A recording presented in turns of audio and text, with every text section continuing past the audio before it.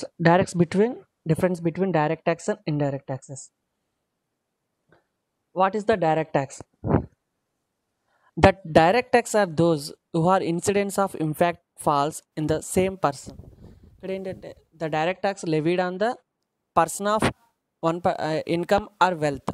అంటే direct tax అంటే ఏంటంటే ఒక పర్సన్ ఇన్కమ్ మీద లేదా వెల్త్ మీద లెవీడ్ అవుతుంది డైరెక్ట్లీ.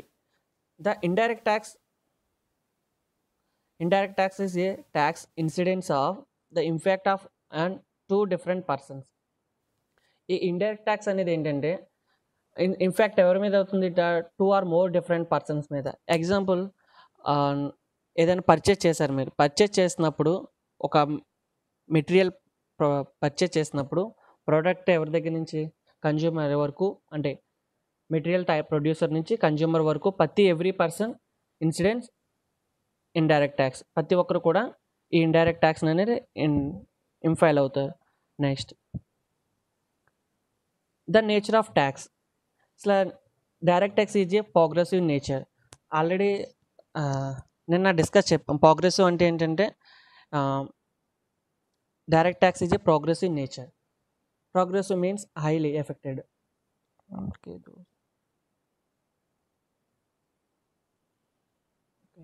ప్రోగ్రెసివ్ మీన్స్ ఏంటంటే మనం ఈ డైరెక్ట్ ట్యాక్సెస్ అనేది ప్రోగ్రెసివ్ నేచర్ అని కలిగి ఉంటుంది. ఎందుకంటే ఏంటంటే ఇక్కడ ఒక పర్సన్ ఇన్కమ్ మీద ఈ డైరెక్ట్ ట్యాక్స్ అనేది ఆధారపడి ఉంది. అంటే ప్రోడక్ట్ అది పర్సన్ ఇన్కమ్ పెరిగిద్ది కొద్దీ అక్కడ ఏంటంటే ఆ పర్సన్ యొక్క ట్యాక్స్కు పే చేయడం కూడా ఎక్కువగా పెరుగుతుంది.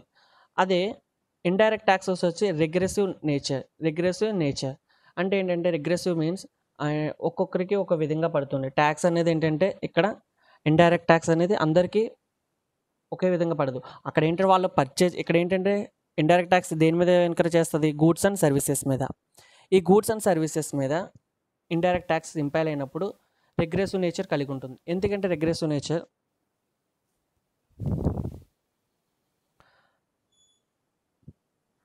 అక్కడ రిగ్రెసివ్ నేచర్ ఎందుకంటే వాళ్ళు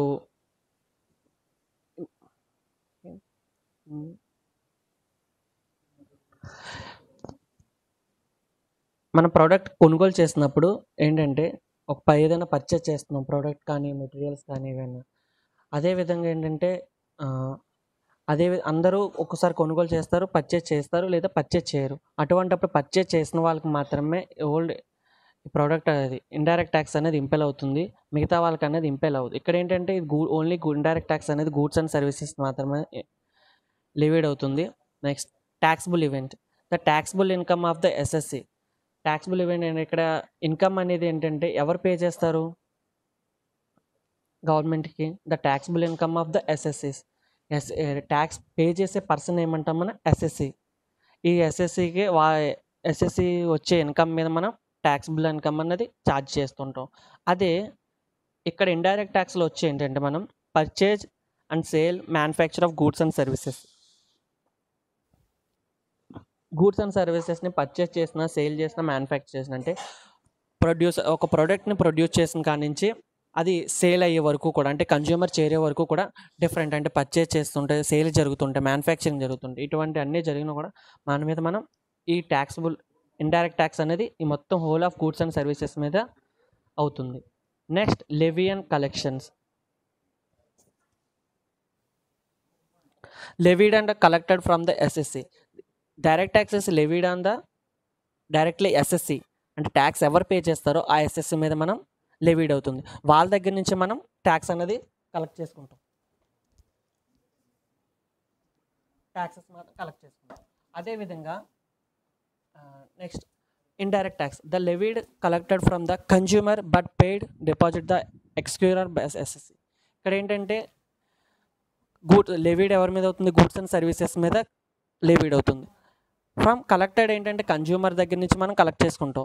ఈ జిఎస్టీ వచ్చేటప్పటికి ఎర్లియర్ ఏంటంటే మనకి కస్టమ్ డ్యూటీ, ఆక్ట్రా ఇవన్నీ ఉండేవి ట్యాక్సెస్. కానీ ప్రజెంట్ జిఎస్టీ మన ఇంకా వచ్చిన తర్వాత కన్జ్యూమర్ దగ్గర నుంచి మనం కలెక్ట్ చేసుకుంటాం. అంటే రీటైలర్ కాడి నుంచి ప్రొడ్యూసర్ అండ్ రీటైలర్, ఫైనల్గా కన్జ్యూమర్, మొత్తం ముగ్గురు దగ్గర ట్యాక్స్ వసూలు చేస్తారు. కానీ ఇన్పుట్ ట్యాక్స్ క్రెడిట్ మెథడ్ వల్ల ఆ ప్రొడ్యూసర్ కానీ రీటైలర్ కానీ వాళ్ళు మళ్ళీ బ్యాక్స్ తీసుకోవచ్చు. కానీ మనకి ఇన్పుట్ ట్యాక్స్ క్రెడిట్ వల్ల ఏంటంటే ట్యాక్స్ అనేది తగ్గుతుంది. ఫైనల్గా కన్జ్యూమర్కి వచ్చేటప్పటికి ట్యాక్స్ బర్డెన్ అనేది తగ్గుతుంది. Next, shifting of burden. The directly borne by the SSC hence cannot be shifted. ఇక్కడ ఏంటంటే షిఫ్టెడ్ ఆఫ్ బర్డెన్ అంటే డైరెక్ట్ ట్యాక్స్ ఇప్పుడు కూడా మనం డైరెక్ట్లీ ఎస్ఎస్సి మీద బర్డెన్ అవుతుంది. ఇక్కడ ఏంటంటే ఇండైరెక్ట్ ట్యాక్సెస్ వచ్చి are subsequently are ultimate users. అంటే tax burden shifted are the subsequent ultimate users. అంటే యూజర్స్ అందరి మీద ఎవరైతే గూడ్స్ అండ్ సర్వీసెస్ని యూజ్ చేస్తుంటారో ప్రతి ఒక్కరి మీద కూడా ఇండైరెక్ట్ ట్యాక్సెస్ అనేది ఇంకర్ అవుతుంది. కానీ ఇక్కడ వాళ్ళకి అంటే ఒకరి ద్వారా మనం బయట వేరే అతనికి షిఫ్ట్ చేయొచ్చు. ఏంటంటే ప్రొడ్యూసర్ ఉన్న ఒక ప్రోడక్ట్ చేసిన వాళ్ళు అక్కడ నుంచి రీటైలర్ నుంచి హోల్సేలర్ దగ్గర నుంచి ఫైనల్గా ఏంటంటే కన్జ్యూమర్ దగ్గరికి వస్తుంది. ఎవ్రీ చైన్ సిస్టమ్కి వచ్చినప్పుడు ఇదంతా చైన్ సిస్టమ్. ఈ చైన్ సిస్టంలో ప్రతి ఒక్కరు కూడా ట్యాక్స్ అనేది అవుతుందంటే షిఫ్ట్ చేస్తున్నారు ఎక్కడ నుంచి వేరే దగ్గర నుంచి ట్యాక్స్ అనేది షిఫ్ట్ చేస్తున్నారు. కానీ ఇక్కడ డైరెక్ట్ ట్యాక్స్లో directly borne by the assessee. ఇక్కడ ఏంటంటే ఎస్ఎస్సి ఇన్కమ్ మీద one person income or health, ఆ పర్సన్ యొక్క ఇన్కమ్ మీద లేదా ప్రాపర్టీ మీద ట్యాక్స్ ఇంకర్ అవుతుంది. Next, collected after the income for a year earned a valuation of assets determine the valuation of date. ఇక్కడ ఏంటంటే ఇయర్లీ వన్స్ ట్యాక్స్ ఎప్పుడు collect చేసేది ఏంటంటే yearly once direct tax. After the income of for year అంటే ఒక వ్యక్తి యొక్క ఒక పర్సన్ యొక్క ఇన్కమ్ని, అంటే ఈ డైరెక్ట్ ట్యాక్స్ అనేది ఏంటంటే ఒక పర్సన్ ఇన్కమ్ ఏంటంటే డిఫరెంట్ 5 హెడ్స్ ఉంటాయి మనకి. ఆ 5 హెడ్స్ ఇన్కమ్స్ని మనం కాల్కులేట్ చేసుకుని ఫైనల్గా టోటల్ ఇన్కమ్ అనేది వస్తుంది. ఆ టోటల్ ఇన్కమ్ మీద ఆ ట్యాక్స్ అనేది చేసుకుంటాం, మనం కలెక్ట్ చేసుకుంటాం. వచ్చిన వాల్యుయేషన్ మీద అసెట్స్ మీద ఏంటి డిటర్మైన్ చేసుకుని ఎంతైతే ట్యాక్స్ వాల్యుయేషన్ వచ్చిందో ఆ ట్యాక్స్ని మనం కలెక్ట్ చేసుకుంటాం. నెక్స్ట్, ఇక్కడైతే indirect tax at the time of sale purchase rendering of services. ఈ ఇండైరెక్ట్ ట్యాక్స్ అనేది ఏంటంటే ఎవ్రీ ఇయర్ మనం పే చేయాలి. ఇక్కడ ఏంటి ఇండైరెక్ట్ ట్యాక్స్ ఎప్పుడు ఏంటంటే at the time of sale are purchaser, ఏదైనా ప్రోడక్ట్ పర్చేజ్ చేసినప్పుడు కానీ లేదా సేల్ చేసినప్పుడు కానీ మనం ఏంటంటే ఇండైరెక్ట్ ట్యాక్స్ అనేది కలెక్ట్ చేసుకుంటున్నాం. ఎగ్జాంపుల్, సర్వీస్ ట్యాక్స్ అనేది ఏంటంటే ఒక రెస్టారెంట్కి వెళ్ళినప్పుడు వాళ్ళు మనకు పర్చేజ్ చేస్తున్నారు ఏంటి ఫుడ్ కానీ ఏదైనా సేల్ చేస్తున్నప్పుడు మనం వాళ్ళు ఫుడ్కితో పాటు ఎక్స్ట్రా సర్వీస్ ట్యాక్స్ కూడా సర్వీస్కి సంబంధించి కొంత ట్యాక్స్ అనేది పే చేస్తాం. ఇక్కడ ఏమైంది, అట్ ఎ టైం అక్కడ వాళ్ళు సేల్ చేశారు, మనం అట్ ద టైం ఏంటంటే మనం ట్యాక్స్తో వాళ్ళ ఫుడ్ మనీతో పాటు ట్యాక్స్ కూడా పే చేసాం. ఓకే, అదేవిధంగా వాళ్ళు ఏంటంటే ఇయర్లీ వన్స్ కంపల్సరీగా జిఎస్టీలో 10 నెంబర్లో రిజిస్టర్ అయిన వాళ్ళు ఇయర్లీ వన్స్ ఏంటంటే ట్యాక్స్ అనేది పే చేస్తారు. ఇక్కడ ఇది direct tax, indirect tax. Okay, coating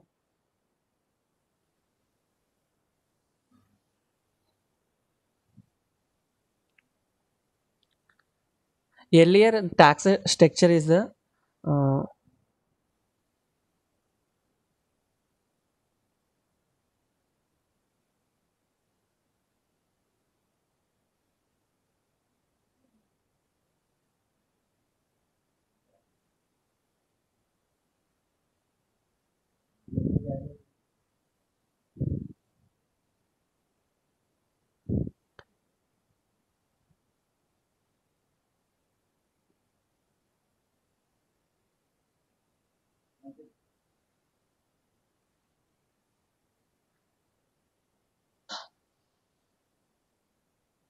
okay, మనకి జిఎస్టీ రాకముందు ట్యాక్స్ స్ట్రక్చర్ ఏ విధంగా ఉండేది అంటే ఏంటంటే ట్యాక్స్ స్ట్రక్చర్ నేను direct tax or indirect tax. The direct tax is again 2 types, income tax and wealth tax. The indirect tax is central tax and state tax.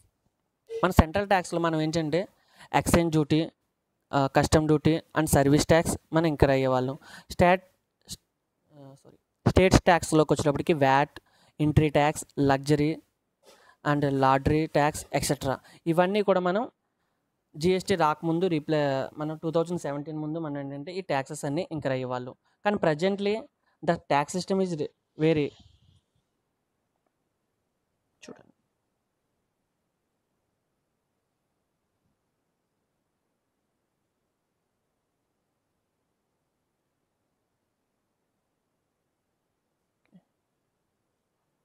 One minute.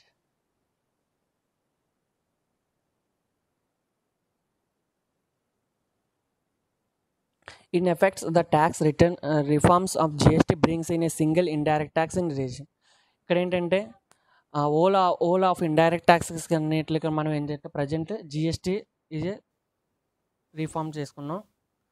చూడండి, indirect tax is reason it will be lower tax rates and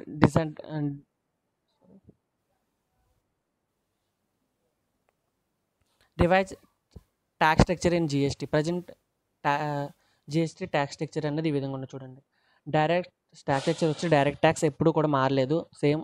కానీ indirect tax అనేది మారింది. చూడండి, GST ఏంటంటే earlier మనకి ఏంటంటే only 4 types of taxes: service tax, exchange duty and custom duty. కానీ presently GST the intrastate and interstate. ఇక్కడ ఏంటంటే జిఎస్టీ ఏంటంటే ఇంట్రాస్టేట్ అంటే విత్ ఇన్ ద స్టేట్లోనే మనకి విత్ ఇన్ ద స్టేట్లో మనకి సిజిఎస్టీ అండ్ ఎస్జిఎస్టీ అనేది ఇంకర్ అవుతుంది.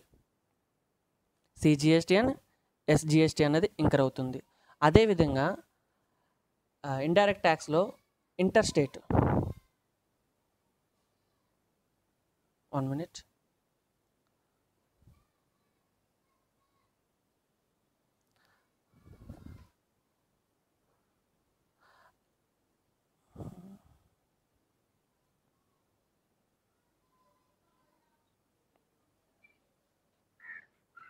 ఓకే, అందరికీ కనిపిస్తుందా ఇప్పుడు? Are visible the revised tax structure in India in GST? Yes, okay. Earlier tax structure వచ్చి ఏంటంటే మనకి direct tax and indirect tax ఉండేది. కానీ ఏంటంటే ఇండైరెక్ట్ ట్యాక్స్ వచ్చి ఏంటంటే different types of taxes: custom duties, value added tax, service tax and octroi, entrance tax and different taxes ఉండేవి. కానీ ఎర్లియర్ 2017 తర్వాత మనకి రివైజ్డ్ ట్యాక్స్ స్ట్రక్చర్ అన్నది మారింది. ఏంటంటే అది చూడండి, ఇండైరెక్ట్ ట్యాక్స్. మన డైరెక్ట్ ట్యాక్స్ గురించి పక్కన పెడదాం, ఎందుకంటే డైరెక్ట్ ట్యాక్స్ ఏం చేంజ్ అవ్వలేదు. కానీ ఓన్లీ ఇండైరెక్ట్ ట్యాక్స్ అనేది చేంజ్ అయింది. ఏంటంటే జిఎస్టీని తీసుకొచ్చారు. ఈ జిఎస్టీని తీసుకొచ్చిన తర్వాత ఇంట్రాస్టేట్ అండ్ ఇంటర్స్టేట్. ఇక్కడ ఏంటంటే 2 type of goods and services మనకి జరుగుతుంటాయి, సప్లైస్. ఏంటంటే ఇంట్రాస్టేట్ అంటే విత్ ఇన్ ద స్టేట్, అంటే ఒక స్టేట్లోనే ఏమైతే ట్యాక్సెస్ ఇన్కర్ అవుతాయంటే సిజిఎస్టీ అండ్ ఎస్జిఎస్టీ. మెయిన్లీ మనకి ఏంటంటే indirect tax 4 types. One is the CGST, another one is SGST, IGST and UTGST. UTGST అనేది ఎప్పుడైతే ఇంకర్ అవుతుందంటే మనకి యూనియన్ టెరిటరీ జిఎస్టీ. అది అంటే కేంద్ర పాలిత ప్రాంతాల్లో మాత్రమే యూటీజిఎస్టీ అనేది ఇంకర్ అవుతుంది. కాబట్టి దాని గురించి తర్వాత చెప్పుకుందాం. ప్రజెంట్ ఈ 3 టైప్స్ ఆఫ్ ట్యాక్సెస్ గురించి: సిజిఎస్టీ, ఎస్జిఎస్టీ అండ్ ఐజిఎస్టీ. ఇంట్రాస్టేట్లోకి వచ్చినప్పటికి మనకి సిజిఎస్టీ అండ్ ఎస్జిఎస్టీ అనేది ఇంకర్ అవుతుంది. ఎందుకంటే ట్రాన్సాక్షన్ అనేది విత్ ఇన్ స్టేట్లో జరుగుతుంది. కాబట్టి ఈ జిఎస్టీ రావడం వల్ల ఏంటంటే ట్యాక్సెస్ అనేది బర్డెన్ అవ్వకుండా డిఫరెన్స్ ఏంటంటే వచ్చిన ట్యాక్స్ని separately state government or central government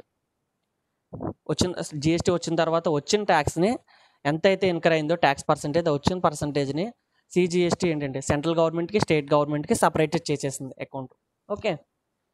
అలాగే interstate means one state to another state. Okay. ఇక్కడ ఏమవుతుందంటే కనుక IGST, this is administrative of central. IGST administrative ఎవరు చేస్తారంటే సెంట్రల్ గవర్నమెంట్ మాత్రమే అడ్మినిస్ట్రేటివ్ చేస్తుంది ఇంటర్స్టేట్కి, ఐజిఎస్టీకి. నెక్స్ట్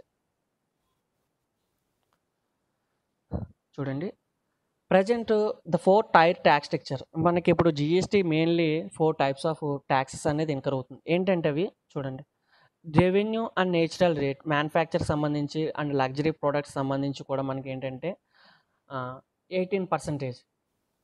రెవెన్యూ అండ్ నేచురల్ అంటే మ్యానుఫ్యాక్చర్ ప్రొడక్ట్స్ కానించి లగ్జరీ ప్రొడక్ట్స్ వరకు కూడా మనకి 18% రేట్ అనేది ఇంకర్ అవుతుంది. ఆర్ బిజినెస్ ఆర్ కన్జ్యూమర్ అంటే ఎవరికైనా కానీ 18%. And goods and service which are basic necessaries and essential goods ఉంటాయి కదా, అటువంటి వాటి మీద mainly affected in 12% and 5% rate. ఎగ్జాంపుల్కి మీరు చూస్తుంటారు, మనం ఎక్కువగా చూస్తుంటే లగ్జరీ ప్రొడక్ట్స్ మీద 18% ట్యాక్స్ మనం ఎక్కువగా యూజ్ చేస్తుంటాం. లగ్జరీ ప్రొడక్ట్స్ అంటే ఎసెన్షియల్ ప్రొడక్ట్స్ ఎక్కువగా బేసిక్ నెసెసిటీస్ అది ఇది లేకండి. లగ్జరీ ప్రొడక్ట్స్ వచ్చేటప్పటికి ఎస్ఆర్ఎంటీ మాల్స్ మీరు ఎగ్జాంపుల్గా చూసుకోండి, ఏదైనా చూసినా 18% ట్యాక్స్ అన్నది ఎక్కువగా ఇంకర్ అవుతుంది. మీరు బిల్స్లో చాలా బిల్స్లో చూస్తుంటారు 18% అని ట్యాక్స్ అనేది బాగా, ఎందుకంటే అందులో 9% ఏమో సిజిఎస్టీ అండ్ 9% ఎస్జిఎస్టీ. అక్కడ ఏమవుతుంది, ద ట్యాక్స్ అనేది ఆ పర్సంటేజ్ అనేది different accounts, central government or state government. And demerit goods మీద 28% ఆఫ్ ట్యాక్స్ అనేది మనకి జిఎస్టీ అనేది ఇంకర్ అవుతుంది. ఇది ఏంటంటే ప్రజెంట్లీ జిఎస్టీ ట్యాక్స్ రేట్స్ అంటే సెస్ కూడా యాడ్ అవుతుంది దాంతోపాటు 28%తో పాటు సమ్ సెస్. జిఎస్టీ ట్యాక్స్ రేట్లో ప్రజెంట్లీ 4 ట్యాక్సెస్ అనేది ఎక్కువగా ఇంకర్ అవుతుంది. ఏంటంటే 4 ట్యాక్సెస్ మాత్రమే presently. Okay,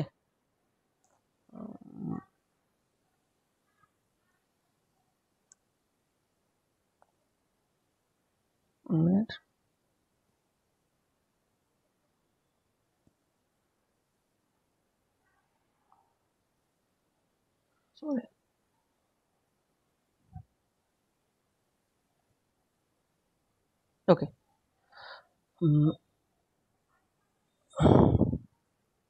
the tax or taxes which shall be levied as for place of supply.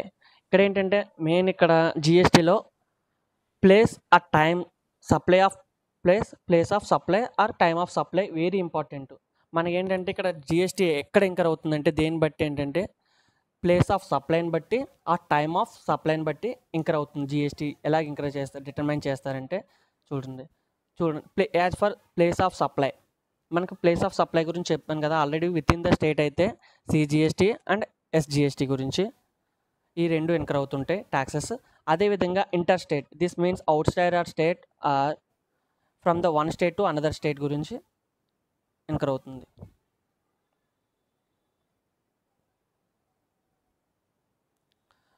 Next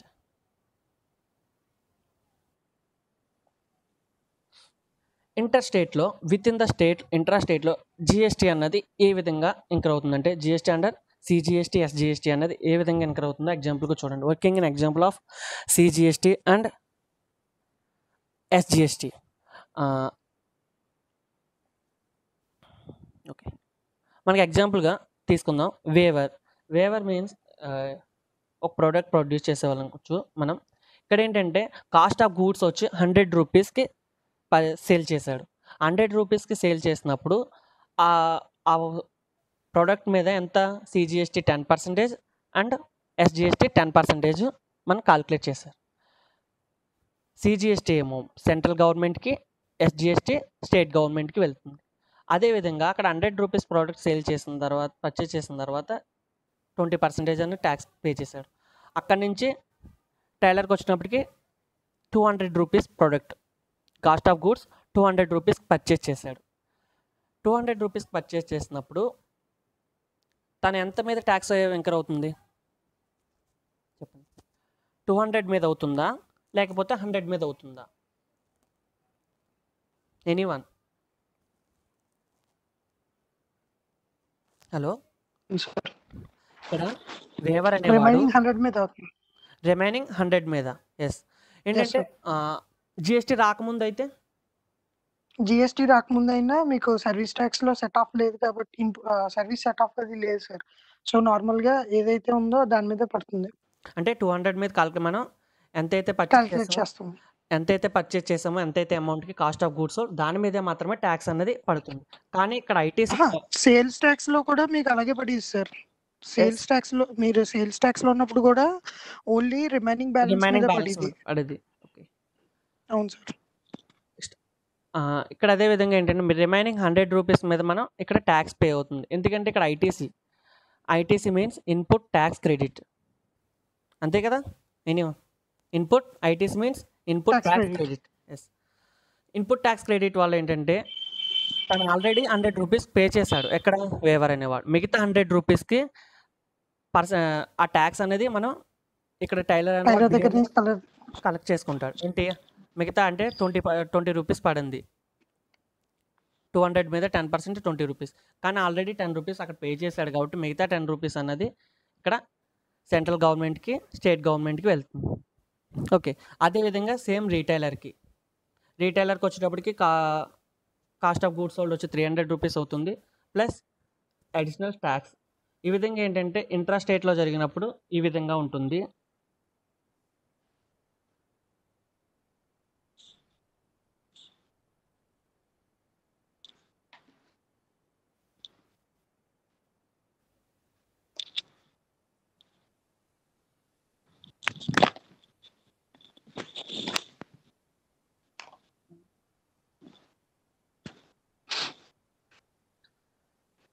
okay, next ఫైనల్గా కన్జ్యూమర్కి వచ్చేటప్పటికి, ప్రోడక్ట్ వచ్చేటప్పటికి cost of goods sold 300 rupees and tax 60 rupees. 360 rupees అనేది కన్జ్యూమర్కి, end of the కన్జ్యూమర్కి వచ్చేటప్పటికి product అనేది 360 రూపీస్కి incur అవుతుంది. కానీ earlier మనకి ట్యాక్స్ వచ్చినప్పటికి cascading effect means tax on tax. GST రాకముందు ఇండైరెక్ట్ ట్యాక్సెస్లో సర్వీస్ ట్యాక్స్ మనం ఏంటంటే కేస్కేడింగ్ ఎఫెక్ట్ ఉండే వలన చాలా ఇంకర్ అయ్యేవాళ్ళు. ఏంటంటే ట్యాక్స్ మీద మళ్ళీ ట్యాక్స్ పే చేసేవాళ్ళు. ఓకే, బట్ జిఎస్టీ వాళ్ళు ఏంటంటే ట్యాక్స్ అనేది పే చేయకుండా, అంటే ట్యాక్స్ అనేది బర్డెన్ కాకుండా కన్జ్యూమర్స్ ఇక్కడ ఏంటంటే యూజ్ అవుతుంది.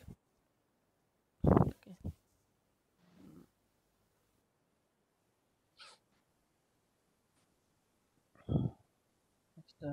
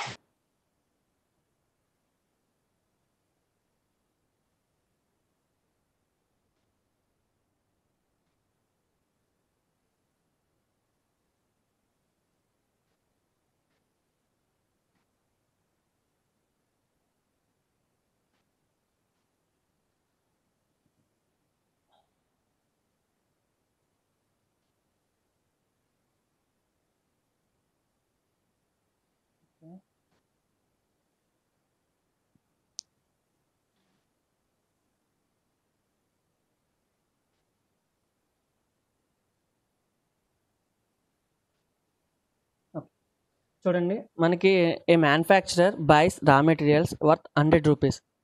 ఇక్కడ ఏంటంటే ఒక మ్యానుఫ్యాక్చరర్ అనేవాడు 100 రూపీస్కి రా మెటీరియల్ పర్చేజ్ చేసిన తర్వాత ఇంక్లూస్ 10 రూపీస్ యాజ్ ట్యాక్స్. ఇందులోనే 10 రూపీస్ అనేది ట్యాక్స్ అనేది కలుస్తుంది. ఓకే, నెక్స్ట్ మ్యానుఫ్యాక్చరర్ కలిసిన తర్వాత add value 30 rupees to the ready dress. Now the gross value of 130 rupees. ఏంటంటే మ్యానుఫ్యాక్చరర్ అనేవాడు ఏంటంటే 90 రూపీస్తో పాటు తన ట్యాక్స్తో 100 రూపీస్కి ప్రోడక్ట్ రెడీ చేశాడు డ్రెస్ని. తను యాడ్ వాల్యూ అంటే ప్రాఫిట్ కానీ ఇంకేదైనా అవ్వచ్చు, 30 రూపీస్ వాల్యూ 30 రూపీస్ యాడ్ చేసుకుని to that ready dress. Now this gross value 130 rupees. Okay, next non GST or GST. ఇక్కడ చూడండి, assuming the tax rate of 10% will be pay tax 13 rupees. Okay, non జిఎస్టీలో ఉన్న వాళ్ళకి ఇప్పుడు GST రాకముందు ఆ 130 rupees మీద 10% అజ్యూమింగ్ ద ట్యాక్స్ రేట్, అంటే ఎగ్జాంపుల్గా చెప్తున్నాను, అజ్యూమింగ్ 10% 13 రూపీస్ ప్లస్ చేసుకుంటే, so this dress is sold wholesaler 143 rupees. 130 plus extra assuming tax 10% is 13 plus 143.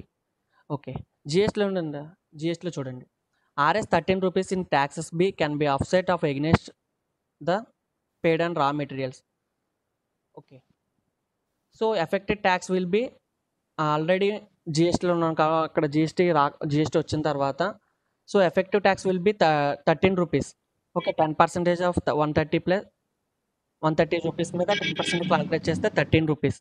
Already 10 rupees pay చేశారు ఎవరు? మ్యానుఫ్యాక్చరర్. మిగతా 3 రూపీస్ మాత్రమే ఇక్కడ ఏమవుతుంది, ఇన్కర్ అవుతుంది. చూడండి, the dress is a wholesaler RS 130 rupees అయితే there is a no tax on tax. ఇక్కడ ఏమవుతుందంటే హోల్సేలర్కి ట్యాక్స్ అనేది కాల్కులేట్ చేయగలదు. And next wholesaler adds a margin 20 rupees. The wholesaler add margin of 20 rupees. ఆ 130 రూపీస్కి మార్జిన్ వేసుకుని తను లాభం వేసుకుంటాడు కదా.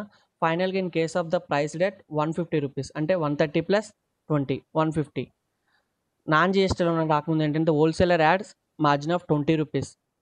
Now it's price debt 163 rupees, అంటే 143 ప్లస్ 20 మార్జిన్. ఇక్కడ ఏమైందంటే 13 రూపీస్ ఆల్రెడీ ట్యాక్స్ 10 రూపీస్ అది మ్యానుఫ్యాక్చరర్ పే చేశాడు. తర్వాత అగైన్ 13 రూపీస్ హోల్సేలర్ పే చేశాడు. ఇక్కడ ఏమైందంటే ట్యాక్స్ అనేది ఇంకర్ అయింది. కానీ జిఎస్టీ సార్ చెప్పు. నాన్ జిఎస్టీ అంటే బిఫోర్ జిఎస్టీ అంటే వ్యాట్ గురించి మీరు చెప్తున్నారు అంతేనా సార్? Yes sir. వ్యాట్ గురించి చెప్పేటప్పుడు వ్యాట్లో కూడా క్యాస్కేడింగ్ ఎఫెక్ట్ అనేది లేదు కదా సార్? అంటే మనం ఇప్పుడు ఏదైతే తీసుకున్నామో ఓన్లీ ప్రాఫిట్ మీద ట్యాక్స్ అనేది యాడ్ చేసుకునే వాళ్ళం వ్యాట్లో కూడా. సో రెండిట్లకి పెద్ద డిఫరెన్సెస్ ఏమి ఉండదు కదా సార్? ఎందుకంటే నాన్ జిఎస్టీ అంటే ఇక్కడ జిఎస్టీ అప్లికబుల్ కానిది మీరు చెప్తున్నారా, లేకపోతే జిఎస్టీలో లేనిది చెప్తున్నారా? అంటే జిఎస్టీ రిజిస్టర్ అవ్వకపోతే మీరు కాస్ట్ కింద యాడ్ చేయొచ్చు. ఇక్కడ చెప్పేది ఏంటంటే నాన్ జిఎస్టీ అంటే అదే ఇప్పుడు ఎగ్జాంపుల్ ఏంటంటే జిఎస్టీ ఇంకా అంటే జిఎస్టీ అండ్ నాన్ జిఎస్టీ అంటే ఒక జిఎస్టీ అదే అడుగుతున్నాను సార్. ఇప్పుడు నాన్ జిఎస్టీ అంటే మీరు జిఎస్టీ రిజిస్టర్ అవ్వకముందు చెప్తున్నారు. అంతే. అంటే అది which not implies sales tax or VAT. అంటే సేల్స్ ట్యాక్స్ కానీ వ్యాట్ కానీ అంటే ఇంప్లిమెంటేషన్ అవ్వకముందు మీరు చెప్తున్నారు జిఎస్టీ. అంటే ఇప్పుడు జిఎస్టీ రిజిస్టర్డ్ డీలర్ తీసుకున్నారు అనుకో, మీరు చెప్పిన ఎగ్జాంపుల్ కరెక్ట్ సార్. అంటే జిఎస్టీ రిజిస్టర్డ్ డీలర్ తీసుకుంటే వాట్ ఎవర్ 150 రూపీస్ అనేది మీరు తీసుకోవచ్చు. 160 రూపీస్ రిమైనింగ్ 16.30 పైస్ అనేది కాస్ట్ కి యాడ్ అప్ అవుతుంది. ఎందుకంటే జిఎస్టీలో లేడు కాబట్టి వాడు కాస్ట్ కి యాడ్ చేస్తారు మీరు. 13 రూపీస్ అంటే 13 అంతే. అంటే మీరు ఇక్కడ చెప్పేది ఏంటంటే రిజిస్టర్ అవ్వేవాడికి రిజిస్టర్ అవ్వని డిఫరెన్సెస్ చెప్తున్నారు. Okay sir. ఇక్కడ ఏంటంటే అందుకే అప్పుడు జిఎస్టీ రాకముందు కాదు, సారీ జిఎస్టీ మీరు రాకముందు అన్నారు, అందుకనే నాకు డౌట్ వచ్చింది సార్. అంటే నాన్ జిఎస్టీ అండ్ జిఎస్టీ అంటే జిఎస్టీలో ఉన్న వాళ్ళకి అండ్ జిఎస్టీలో లేని వాళ్ళకి ఏంటంటే ఫ్రెండ్స్. ఇప్పుడు ఓకే, అండర్స్టాండింగ్? Yes sir.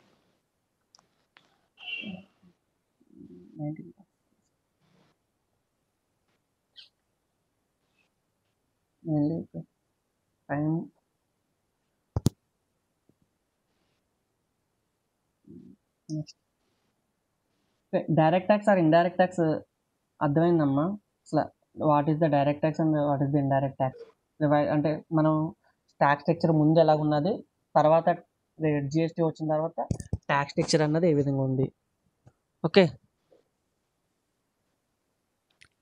అర్థమైంది కదా జిఎస్టీ అంటే?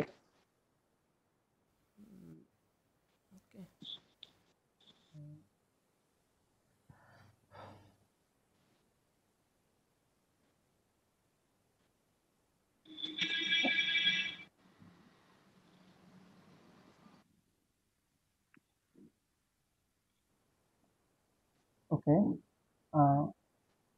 టుడే క్లాస్ అందరికి అర్థమైంది కదా? Any problem?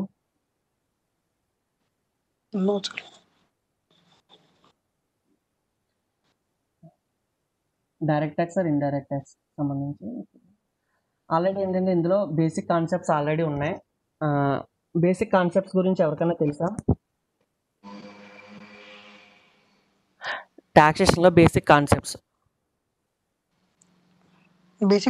అంటే దేనికి సార్ అసలు నార్మల్గా? బేసిక్ కాన్సెప్ట్స్ వచ్చి డైరెక్ట్ ట్యాక్స్ ఒక పర్సన్ సంబంధించి కానీ ఒక ట్యాక్స్ పేయర్కి సంబంధించి ఏమేమి ఉంటాయి? అంటే మొత్తం మీరు అంటే ఎక్స్ప్లెనేషన్ కావాలా సార్? డైరెక్ట్ జస్ట్ యాక్సెస్‌కి, ఇండైరెక్ట్ యాక్సెస్‌కి? అవసరం లేదు, అంత అవసరం లేదు. జస్ట్ ఏ పాయింట్స్ ఉంటాయంటే అది చాలు, చెప్తే చాలు. డైరెక్ట్ టాక్సేషన్ డైరెక్ట్‌గా పర్సన్ రిలేటెడ్ అన్నమాట. అంటే సోర్స్ ఆఫ్ ఇన్‌కమ్ మీద డిపెండ్ అయ్యి ఉంటుంది. ఇట్ మే ఆహ్, యాక్చువల్ సోర్స్ ఆఫ్ ఇన్‌కమ్ మీద డిపెండ్ అయ్యి ఉంటుంది డైరెక్ట్ యాక్సెస్. ఇండైరెక్ట్ యాక్సెస్ వచ్చి మీరు చేసే సర్వీసెస్ కానీ related goods goods and services. సంబంధించిన సర్వీసెస్ మీద డిపెండ్ అయ్యేది ఇండైరెక్ట్ టాక్సేషన్. ఓకే. మనకి డైరెక్ట్ ట్యాక్సెస్‌లో వచ్చి మెయిన్ ఓకే. డైరెక్ట్ ట్యాక్సెస్‌లో వచ్చి మెయిన్‌లీ ఇంపార్టెంట్ బేసిక్ కాన్సెప్ట్స్ ఏంటంటే ఎలా ఏ విధంగా టాక్స్ చార్జ్ ఇంపోజిషన్. చేసేస్తారంటే తన యొక్క టోటల్ ఇన్కమ్ మీద, అంటే ఆ పర్సన్ యొక్క టోటల్ ఇన్కమ్ మీద ఏంటంటే మనం కాలిక్యులేట్ చేస్తాం డైరెక్ట్ ట్యాక్స్ అనేది. ఈ డైరెక్ట్ ట్యాక్స్ సంబంధించి ఏంటంటే 5 హెడ్స్ ఆఫ్ ఇన్కమ్స్ ఉంటాయి.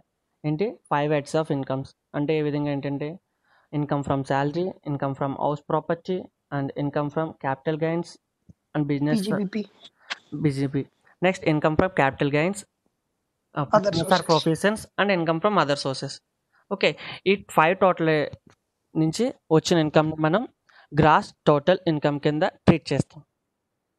ఈ గ్రాస్ టోటల్ ఇన్కమ్ నుంచి మనం ఏం చేస్తామంటే అండర్ సెక్షన్ 80C డిడక్షన్స్, కింద డిడక్షన్స్ కింద మనం రిడ్యూస్ చేసుకుని ఫైనల్గా ఏంటంటే టోటల్ ఇన్కమ్ అనేది కాలిక్యులేట్ చేసుకుంటాం. ఓకే. ఇందులో బేసిక్ కాన్సెప్ట్స్ వచ్చి ఏంటంటే మీకు పర్సన్ అంటే person, assessment year, previous year, income means agriculture income, casual income, next SSC and deemed SSC, residential status, exempted incomes under section 10. These are all basic concepts of direct tax. ఇక్కడ ఏంటంటే basic concepts on direct tax సంబంధించి ఇవి basic concepts. అంటే person అంటే ఏంటో తెలుసుకోవాలి మనం.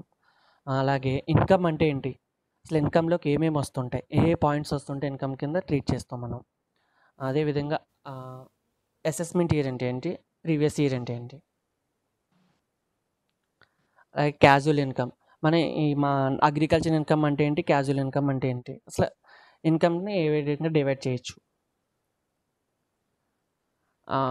అసలు ఇప్పుడు డైరెక్ట్ ట్యాక్స్ అనేది దాన్ని బట్టి మనం ట్యాక్స్ కాలిక్యులేట్ చేస్తాం. డైరెక్ట్ ట్యాక్స్ అనేది ఏ విధంగా మనం కాలిక్యులేట్ చేస్తాం ఆ పర్సన్ని. ఎనీవన్ ఎవరన్నా ఆదిత్య? Yes sir.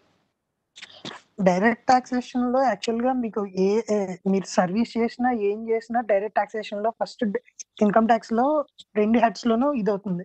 డైరెక్ట్ టాక్సేషన్‌లోను ఇదవుతుంది. ఇండైరెక్ట్ టాక్సేస్‌లోను ఇదవుతుంది. సో, డైరెక్ట్ టాక్సేషన్‌లో ఏంటంటే మీకు ఏదైతే మీరు ఇన్‌కమ్ అనేది జనరేట్ అవుతుందో, సార్ చెప్పిన 5 heads income from house property, income from salaries, house property, capital gains and PGBP and other sources. ఈ 5 వచ్చింది ప్రతీదీ డైరెక్ట్ టాక్సేషన్‌లో చూపిస్తాం. అట్ ద సేమ్ టైమ్ మనకి ఏదైతే వస్తుందో ఈ 5 హెడ్స్ ఉన్నాయి కదా సార్!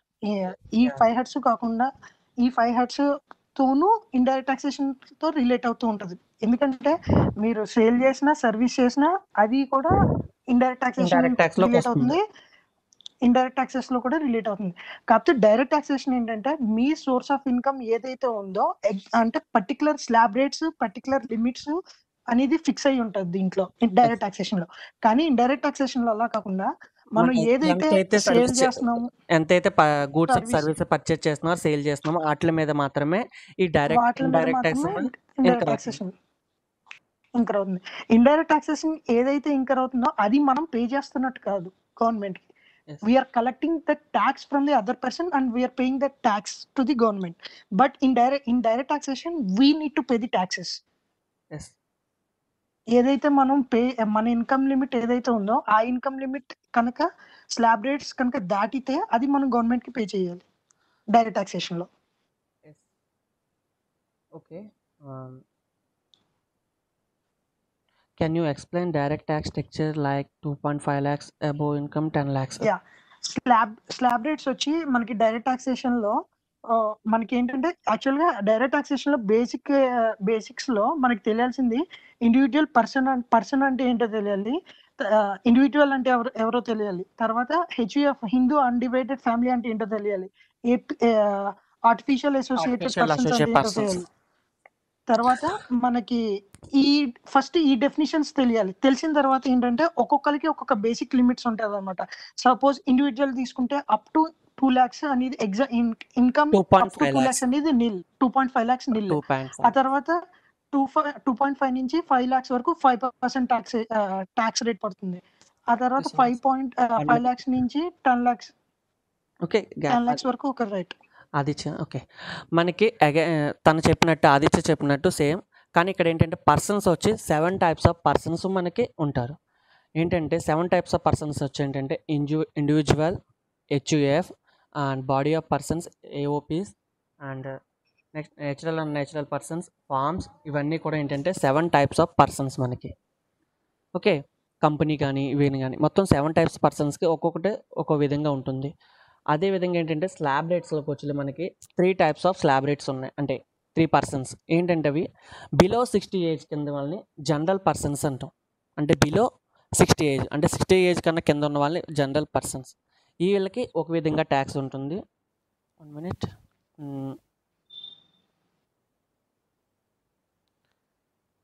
షేర్ చేస్తాను. ఓకే. టైం ఇంకొంచెం 3 మినిట్స్ ఉంది. Okay, no problem. అదేవిధంగా ఏంటంటే 60-80% వాళ్ళని సీనియర్ సిటిజన్స్ అంటాం. 60-80% వాళ్ళని ఏజ్ ఉన్న వాళ్ళని సీనియర్ సిటిజన్స్. అలాగే 80 అబవ్ ఉన్న వాళ్ళని ఏ విధంగా ట్రీట్ చేస్తామంటే వెరీ సీనియర్ సిటిజన్స్కి. వీళ్ళకి ఏంటంటే నార్మల్ పర్సన్స్కి ఏంటంటే అప్ టు 2.5 lakh వరకు ఏంటంటే ట్యాక్స్ అన్నది ఇంకర్ అవ్వదు వాళ్ళకి. అప్ టు 2.5 lakhs వరకు. తర్వాత ఏంటంటే 2.5 lakhs to 5 lakhs వరకు ఏంటంటే 5% ట్యాక్స్ అనేది ఇంకర్ అవుతుంది. అంటే 2.5 నుంచి 5 lakhs వరకు ఉన్న వాళ్ళకి అమౌంట్ అదే వాళ్ళ బేసిక్ ఇయర్లీ ఇన్కమ్ ఉన్న వాళ్ళకి 5% అన్నది ట్యాక్స్ అనేది ఇంకర్ అవుతుంది. అదేవిధంగా ఏంటంటే 10 to up to next 5 to 10 వచ్చే వాళ్ళకి 20%, తర్వాత అప్ టు 10 lakhs వచ్చే వాళ్ళకి 30%. Sir if you give the notes basic taxation of will be okay. మీకు ఆల్రెడీ నేను సెండ్ చేస్తాను. అంటే బేసిక్ కాన్సెప్ట్స్ కానీ ఏంటంటే పర్సన్ అంటే ఏంటి, అసలు డైరెక్ట్ ట్యాక్స్లో మనం తెలుసుకోవాలని మెయిన్ డైరెక్ట్ ట్యాక్స్లో తెలుసుకోవాలంటే ఏంటంటే person, assessment year, previous year, ఇవన్నీ తెలుసుకుంటేనే కనుక మనం డైరెక్ట్ ట్యాక్స్ అనేది తెలుస్తుంది. ఇండైరెక్ట్ ట్యాక్స్ వచ్చేటప్పటికి ప్రజెంట్లో జిఎస్టీ కాబట్టి జిఎస్టీ ప్రజెంట్ ఏంటంటే ఎప్పుడు జిఎస్టీ స్టార్ట్ అయింది, జిఎస్టీ టైప్స్ ఏంటి, అసలు జిఎస్టీ రిటర్న్స్ ఎలా ఫిల్ చేయాలి, ఈ విధంగా మనం తెలుసుకుంటే సరిపోతుంది. ఎలా అయితే ట్యాక్స్ ఛార్జ్ చేస్తారు జిఎస్టీ. కానీ డైరెక్ట్ ట్యాక్స్ వచ్చే లోపలికి ఈ బేసిక్ కాన్సెప్ట్స్ అన్నీ తెలిస్తేనే ఈ డైరెక్ట్ ట్యాక్స్ అనేది ఎంత అయితే ఏ పర్సన్కి అయితే ఎంత ట్యాక్స్ ఇంకర్ అవుతుందో అనేది తెలిస్తేనే మనం ఈ డైరెక్ట్ ట్యాక్స్ అనేది పే చేయగలం, తెలుసుకోవచ్చు.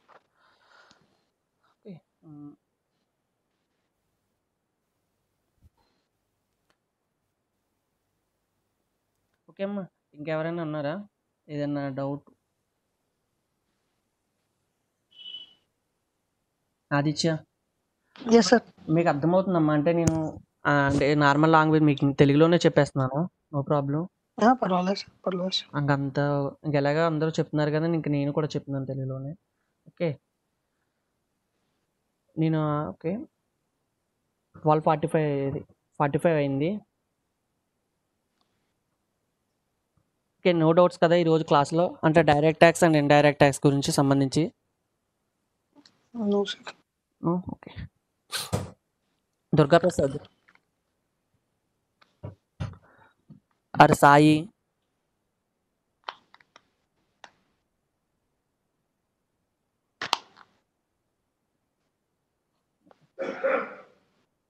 Material okay